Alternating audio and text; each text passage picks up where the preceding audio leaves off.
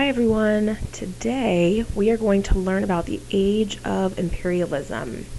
So this is the time period where right after the Industrial Revolution, and really because of the Industrial Revolution, people in Europe especially felt like they needed more resources and things that I'm going to get into in just a little bit, but it's just this time period where there is a major outpouring of people rolling up into other countries that they really kind of feel are inferior, that they can just sort of go and take their stuff. It's a pretty interesting time period. So first, I want you to watch this intro hook video.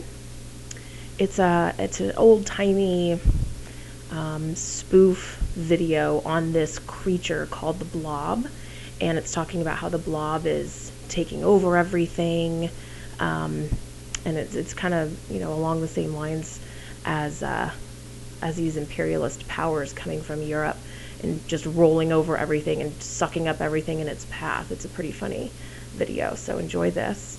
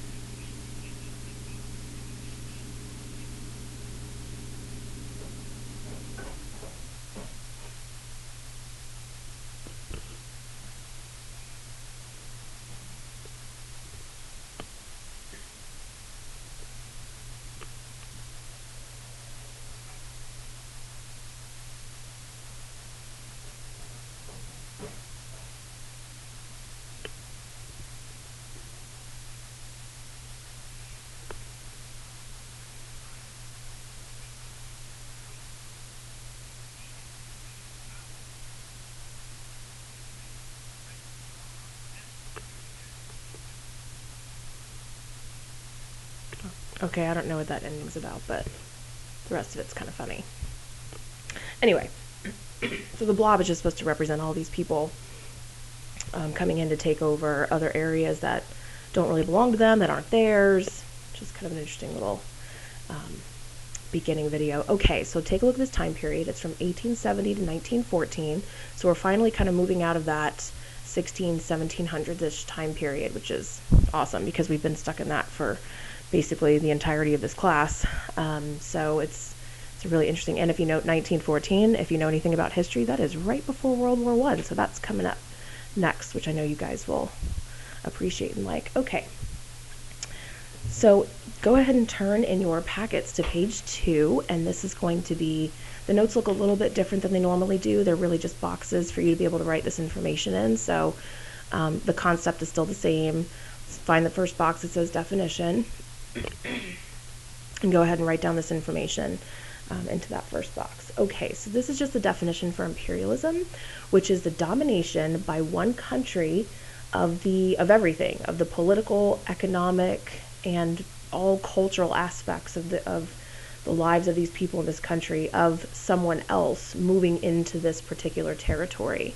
You need to take note of all of the political cartoons that are in this PowerPoint today, because on your SOL they like to show you a lot of political cartoons and ask you questions and stuff about it. So if you look at this one, it's showing you a picture of a pizza, and it's representing like different pieces that are being taken of the pizza by all these other countries that are around here. Like if you note, it says Spain, France, Belgium, Portugal, Britain, Holland, Germany, Italy.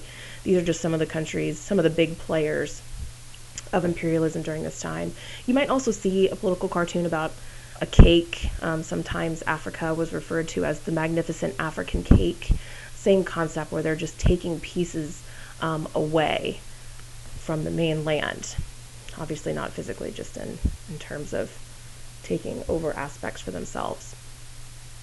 If at any point you need to pause these notes, feel free so that you can finish writing things down. But otherwise, I'm going to go ahead and move on. Excuse me. The next one said, why did Europeans think that it was important to conquer other countries? Okay, so this slide is about looking back a little bit and understanding how we're moving forward in history, because remember, everything is connected. One thing causes the next thing. It's a total cause and effect relationship. So from the 14 to 1600s, European countries were sponsoring like huge missions of exploration. If you remember, hopefully, the Age of Exploration time period, where these people are going out in search for the 3 G's, which is gold, glory, and God. They were looking for riches in terms of gold. They wanted the glory of finding something new, and they wanted to spread Christianity, because that's the Europeans' jam, is to like spread Christianity and make more Christians. It's what they like to do. Muslims like to do that as well. They're going to establish a lot of colonies all over the world. Like, think about the colonies that we've learned about so far, America being one of the big ones. So Britain went over to America, this brand new place, and set up a colony there.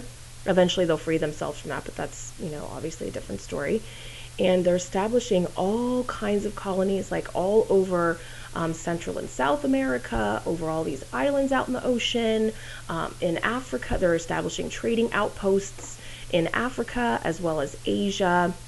So there's huge money and huge transfers of goods that are happening all over the place, which is great in terms of population and increasing population and bettering people's lives and giving them like new and different types of foods to eat. And then with industrial revolution that just happened right before this time period, you're starting to have like inventions that are making goods faster.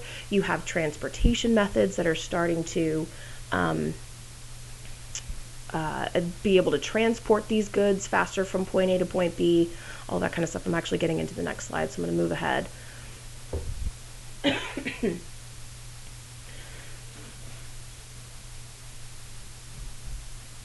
Anyway, there's a lot of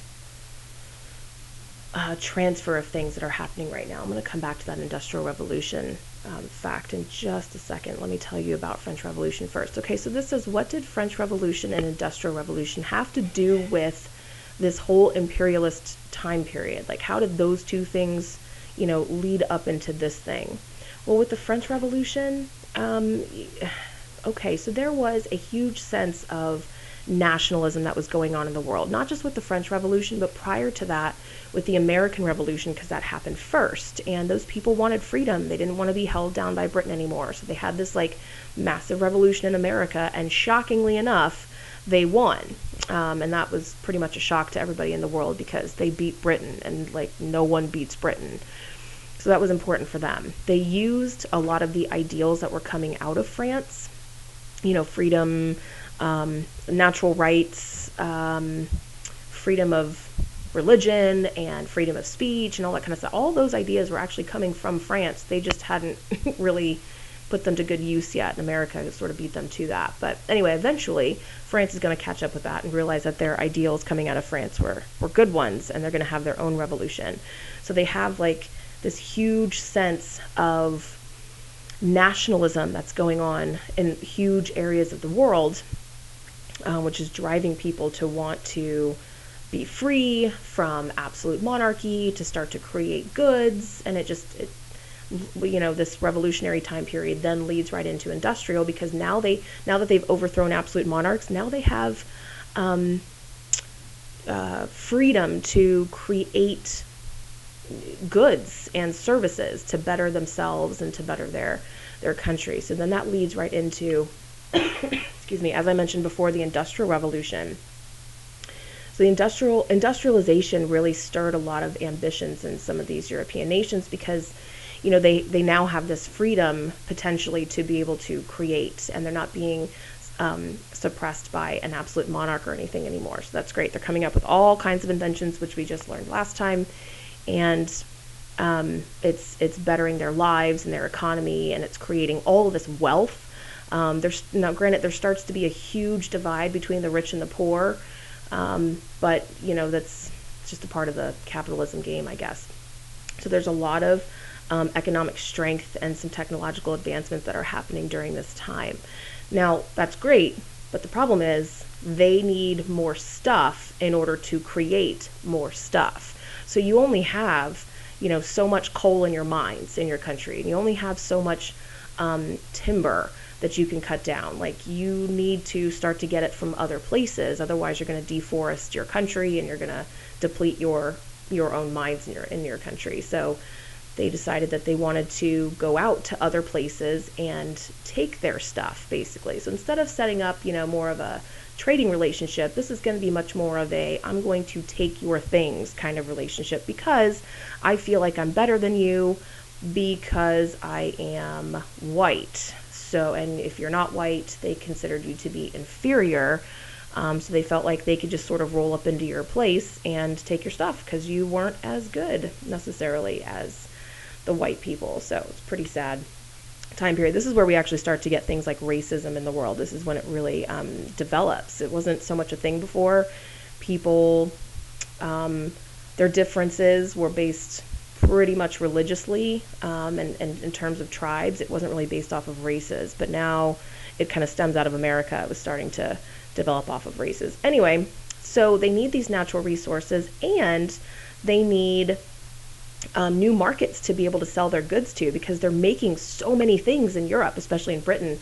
They're making all this stuff and overproducing things because they have all these new machines that can do that. So they need new places to be able to sell their goods to. I'm moving on to the next slide. So here's a list of what Europeans were actually looking for in terms, from these countries. These are some of the goods that they needed. Africa and Asia. So the Europeans are really looking to Africa and Asia as being like primary sources of raw materials, and as really big markets for the goods that they want to sell, which would include like cloth and plows, for farming, and guns and any other kinds of industrial products. But those are some of the big ones that are being made during this time period. So 1870 to 1914, this is this huge time period when European nations were like aggressively competing to control parts of Africa and Asia. Like, if you weren't first there, you weren't going to get anything. You were going to get crappier parts, of that nation potentially. So the things that they needed are going to be like rubber from rubber trees, petroleum, timber, some coal in some areas. They want to expand their markets. They're looking for buyers for their products, like I said before. They want to invest in some of these underdeveloped areas, and start to build them up for their use, obviously, and build factories and stuff in these areas and build them up so that they can use them. And in addition to that, you can take these people that are there and use them for cheap labor, pay them very little, because they don't necessarily have as much use for the European system of money in Africa. I mean, it does transfer, but it's just different. They can just take these people and give them lesser money because they also feel like they are superior to them anyway. So that's terrible and sad. Also, because the population is growing so much, because you have like this increase of food and exchanging of new types of food, which is bettering people's diets, as well as other advancements in medicine during the industrial time period. If you remember, like Edward Jenner, he was the father of vaccinations, and that's going to immediately boost population because people are dying less from just sort of random diseases that have been killing them for years. So the European population is booming. If you look at that chart down at the bottom, if you can kind of read it, it's a little blurry, but the European population just really expanded. So they needed to be able to put these people somewhere. So they're looking for an outlet to place people and have them work in some of these different countries.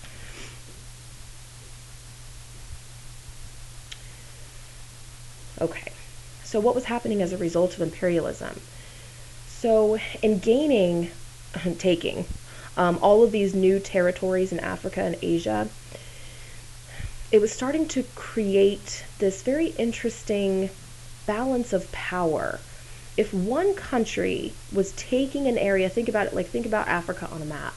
If, say, Germany rolls into one area and takes one particular area, say, like, oh gosh, I don't know, they actually took, like, I think the center parts of Africa. Anyway, so think of like a territory in Africa. So they took an area in Africa. Well, then another country would rush right in to take over the area right next to the German territory because they didn't want the Germans to like keep expanding and taking more and more spaces in Africa. So it started to create this like nice little balance of power that was sort of going on. It's kind of like fitting in puzzle pieces, if that makes sense to you.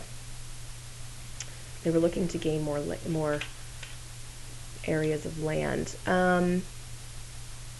Let's see. Oh, there's also humanitarian goals that are going on during imperialism. Because again, Christians like to make more Christians, Muslims like to make more Muslims. It's why these religions are ever expanding. Because of the advanced technology that the Europeans have, because these people have guns, they have better guns, they have constantly updating their weapons. They're taking on this belief, that of this racism idea, like I was talking about earlier, that they are just straight up better than other races. So racism, this attitude starts to come about during this time period. It's a reflection of a social theory of this time period. It's called social Darwinism. It was based off of Charles Darwin, where his ideas about evolution and survival of the fittest, those that are the best will survive in the end. And those things are applied to this like social change. So the Europeans, really a lot of these white people feel like they are adapting better and they are surviving better. And they are able to roll up into some of these areas and just take them over. So it gives them that attitude of superiority. And those people that are fittest for survival will enjoy wealth and success and keep on having that superior feeling.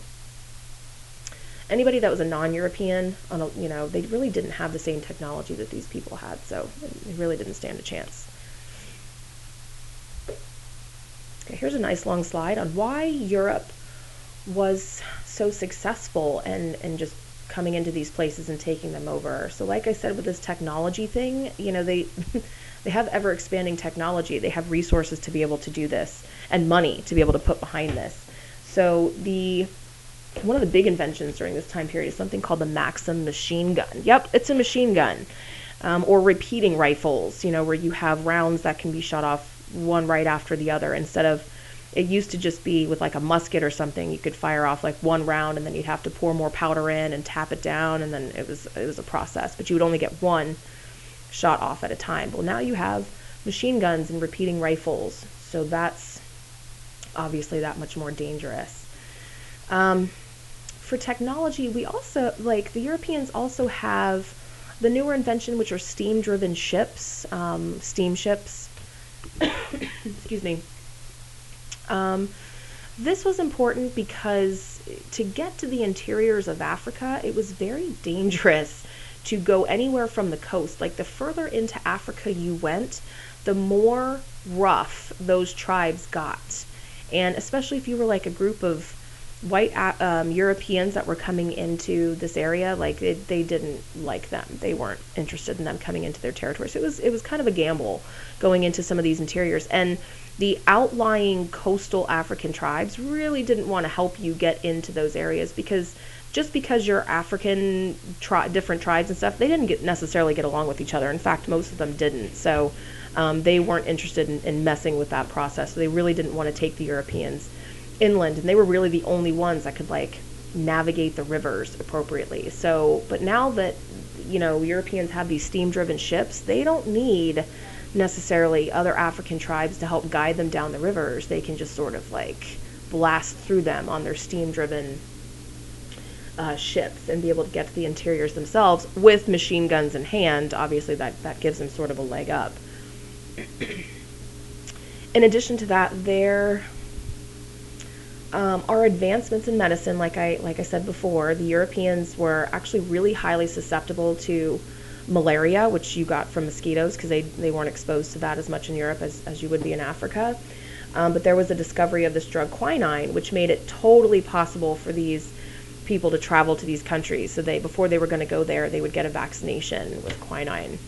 And it would pretty much help them with malaria. Whereas before, you would have like entire fields of soldiers just dying from, not necessarily from war, but just from mosquito bites leading to malaria. As they did in, let's see, where was that? Haiti. The Haitian Revolution. That wasn't good with Napoleon.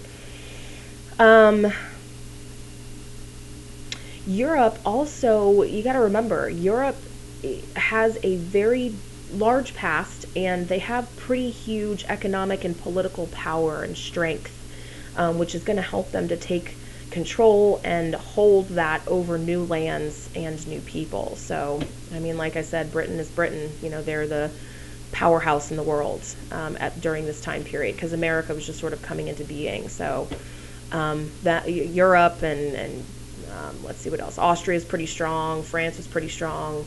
You know, a lot of these areas in Europe were really large. Prussia, Germany, that sort of area in the world too. Okay, so in addition to this, like, there's a lot of diversity that's happening in Africa. It's a huge place, and you have, think just this in itself, today there are over 6,500 languages in the world. Just 2,000 of that 6,000 exist just in Africa alone.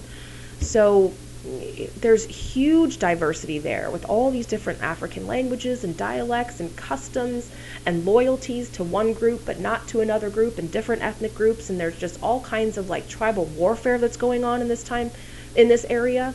So they're not united. If they were like a united front against the Europeans, they might have stood a chance, but they weren't this united front. You know, they had a lot of problems themselves. So the Europeans figured this out, and they started to pit one tribe against another tribe and used it to their advantage in a big way. So that was another reason why they were so successful pretty quickly. Moving on. Okay, so you need to turn to page 4 in your notebook. There isn't an area to be able to write this on page 2, but this is actually completing a worksheet in your notebook on page 4. So this is a list of the causes and outcomes. It's just sort of repetitive of what I've been talking about so far, but it just sort of pulls out the important pieces. So on page 4, if you notice, there are 4 arrows at the top and 4 arrows at the bottom.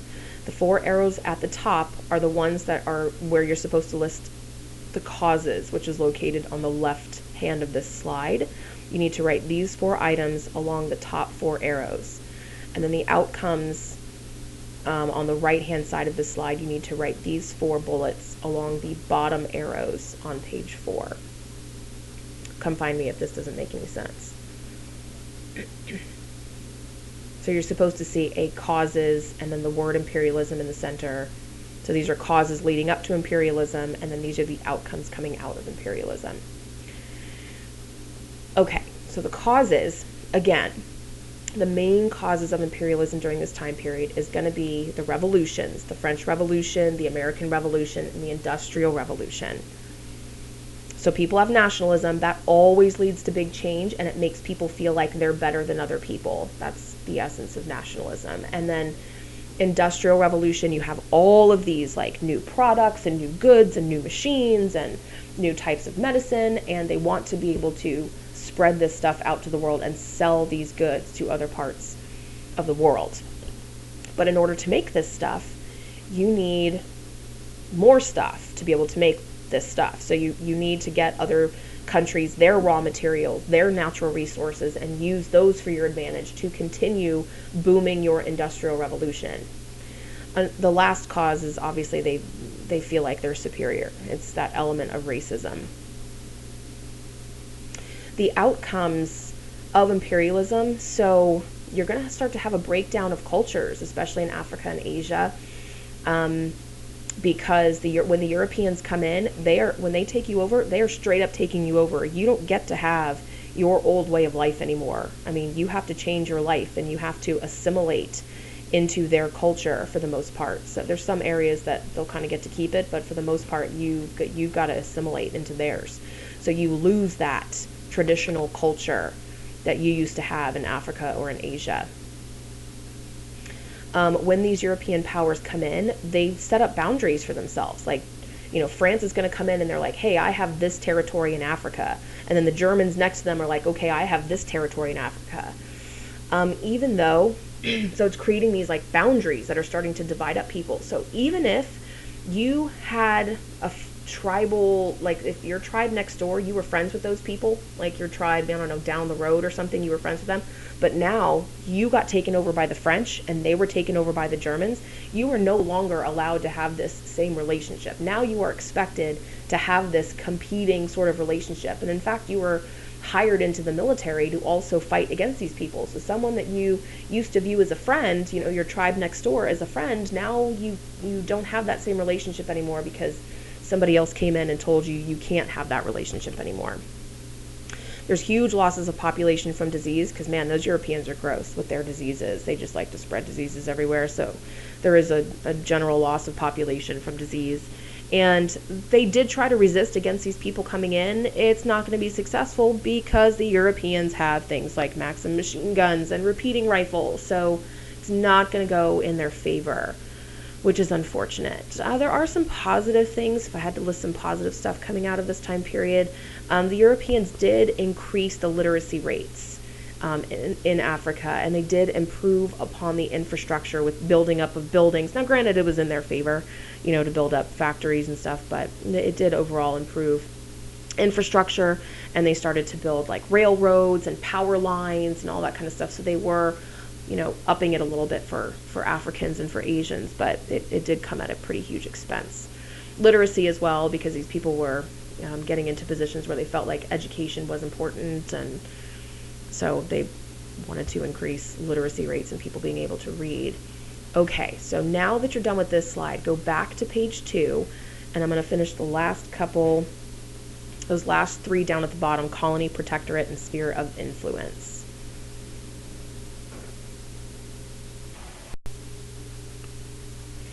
Okay, so these European countries that came in to take over anywhere, really looking at parts of Africa, I think specifically for right now, but it also applies to Asia. These Europeans, because they felt like they were so much better than everybody, they really, when they were dividing everything up, they really didn't care about political divisions like kingdoms. They didn't care about ethnic groupings or language groupings. They didn't care who was, what tribes in Africa were together, what tribes were fighting. They didn't care about any of that stuff. They really just wanted to come in and take the land, the resources, and eventually the people to work on the land. So each European nation had certain policies and goals for the colonies that they were taking over, and they're all going to really use different techniques to try to control their specific area. In addition to some of these external or outside forms of control, some of these rulers also felt like they needed some sort of day-to-day management of their specific colonies. So when looking at this slide, we're looking at a colony directly. So this particular type of government was favored by the French, the Germans, and Belgium. So France is mostly going to take over the northern portion of Africa, which I will get into next class. And then the Germans and the Belgian are kind of like in the center-ish sort of area, center and south area, specifically in Africa. But they felt like they favored more of a direct rule. So a direct rule of their colonies is, they took on this because they viewed Africans as being children who were unable to handle their complex businesses of running a country. They felt like they weren't going to do the appropriate job. They weren't going to know how to they felt like these people were savages, essentially. So, they're racist. So they're going to send officials from their quote-unquote mother country into rule. So whether that be France, Germany, or Belgium, whichever place they've taken over, they're going to send, say, a representative from like France to rule over a particular area. And they make them change everything. I mean, they make them change. It's this policy called paternalism. Paternalism is where they're governing their people in like a fatherly sort of way by providing for their needs, but not necessarily giving them rights. It's kind of like your dad would do to you or your mom would do to you. So, like providing for your needs, but you can't do things that you want to do.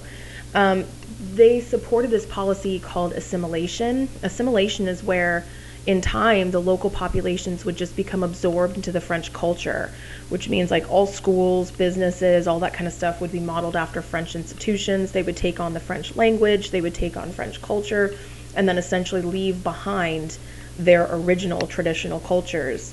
It's a pretty sad way of life, and it wasn't obviously by African choice. It was forced upon them.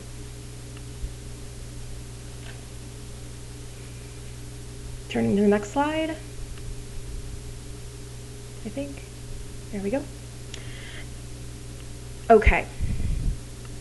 There's a different type of rule. It falls under the protectorate flag, apparently, / sphere of influence, I think is on the next one. So opposite of direct rule, we have something called an indirect rule. An indirect rule is where you rely on the already existing rulers that are there, the political rulers, and they left those people in place in some areas. And then they would talk to that ruler and say, hey, listen, we're coming in to take you over. You can stay leader, but we're basically going to tell you what to do. And we're going to train you to become, the best leader that you can be according to our specific rules. So Britain did this a lot, as well as the United States, actually. So Britain's going to roll up into the places that they take over in Africa, and one of the big places they do wind up taking over is going to be India. And they tell these people at first, like, okay, we, I guess, have a little bit of faith in you, and we're going to leave you guys in place, and as long as you accept our rules and our codes and that kind of stuff, then you get to still stay ruler, and we're just going to tell you everything to do. So eventually, with an indirect rule, Britain and the United States felt like there would be a time when these local governments could eventually govern themselves, and then Britain and the United States could sort of back out of that area but still be able to trade with them, but back out of it because it's expensive to, have people in place there and ruling things and whatever. So that was the belief. Now, granted, it's not going to happen for a while. Like, they wind up leaving people in place far longer than they probably initially intended, but they just don't think that these people know what they're doing. So some examples of an indirect control would be the British colonies in Nigeria, India, and Burma. And then in the United States, when they had control of some of the Pacific islands, like the Philippines, is probably the biggest example that I can think of at this time. Yeah. Liberia was a sphere. Anyway.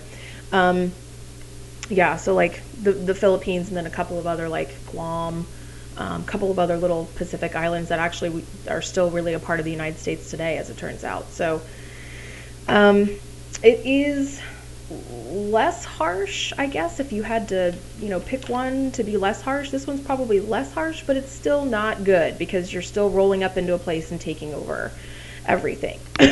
Excuse me. Britain is eventually, when they have control of India, they start out as being indirect, but then they eventually are going to move to a direct rule, which is going to be known as the Raj, R-A-J, Raj. We've talked about this before. That is a type of, like a long time ago, that is a type of direct rule. And then eventually those people are going to get fed up with it and start a revolution and overthrow things, but that's much later on in history. Okay, moving on. Sphere of influence. Okay. This is, I'm sorry, going back with the protectorate, sorry. One of the main things that they did send with the protectorate is going to be like trading issues, industry, politics, and especially missionaries, which is going to spread the word about God. So they're going to spread Christianity to these places as well. Sorry. Okay, now moving on. Sphere of influence. This is the last form of imperialism we're going to look at. This is an area where you have an outside power is going to claim exclusive investment or trading privileges in a particular area. Think of a sphere, think of a bubble. Like if you could put a bubble over this one particular place that you want to control, you are the only person that has access in and out of that bubble. So you have exclusive trading rights, basically, and exclusive investment in these areas. So you can establish, like a direct rule as well as a sphere of influence, or an indirect rule as well as a sphere of influence, if you want to be a little bit on the harsher side. So Russia, Germany, Britain, and France tended to do this. So France, being a direct ruling sort of country, also would set up spheres of influence. This particular picture that you're looking at down here is China, that they were kind of carving up, which is one of the places we'll talk about later. So again, a sphere of influence is like a bubble taking, as far as the United States is concerned, we did this with Liberia in Africa. Okay, moving on. Okay, for this last slide, this is a crash course video for you. It's about 10-12 minutes, typical crash course video length. It's great. I mean, the guy talks fast, but hopefully now that you've heard everything that I've been saying and you've kind of taken some stuff in, it's a great summative video of everything that we just talked about, and he gets into a little bit more stuff, and it's actually pretty funny. So if you appreciate his videos, definitely watch it. Take the time. You've got some time in class today. Watch it later if you don't have time today, but I do feel like it's worth watching. Thanks for listening.